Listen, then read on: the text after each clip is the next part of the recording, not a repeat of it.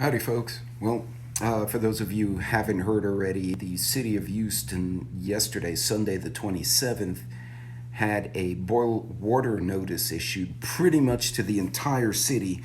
Part of the reason this occurred was because of power interruptions at several of the larger water processing plants.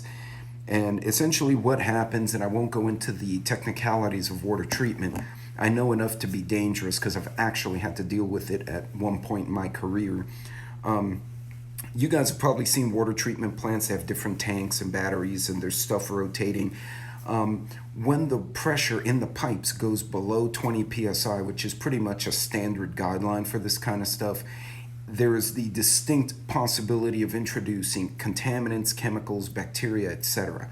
If power went out at any of these primary plants that then feed into the various water treatment facilities around the city, it not only can introduce the contaminants and bacteria and stuff, but it can also affect which chemicals are being put into the water and in what quantities and what ratios.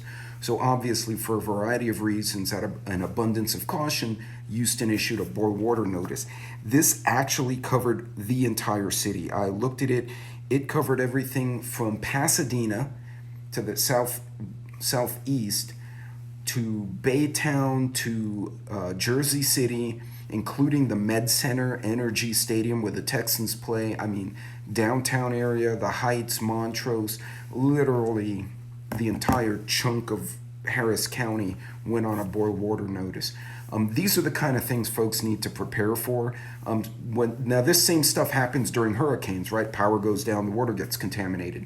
But you see the hurricanes coming. Stuff like this is kind of unexpected. And right now, there's still about 2 million people without boil water. Kind of things you can do: one, make sure you boil your water. Don't use it for brushing your teeth. Don't give it to your pets until you're sure that it's clean and you have a green light. This is why you should have 5-gallon waters with hand pumps as well as bottled water. This is a good example of one of those spontaneous SHTFs. Keep in mind, an emergency, an SHTF doesn't have to be the damn zombie apocalypse. It can be something like this. Imagine if this had happened in the middle of winter or in the middle of summer when the temperatures are at extremes. You start getting people getting sick, people getting overheated. So a good lesson, painful one. You guys be safe out there, and just a little information on what happened.